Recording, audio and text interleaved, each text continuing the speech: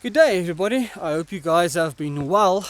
I haven't made videos in quite a while, and the reason for that was I'm extremely busy. I took a break, had some priorities to figure out, and I will get back into the stealth camping and adventure camping and the flatlander and the gear reviews quite soon. I have a couple of pants I want to review for you guys. I'm about to buy body armor as well, and I'll review that and show you guys what that's look like and how I pack it.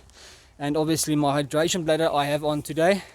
So all I have with me is my hydration bladder, Johnson's workwear polarized goggles. Well, they're not polarized, but they work brilliantly. And I have my ticket knife and my EDC that I've shown in a small clip before.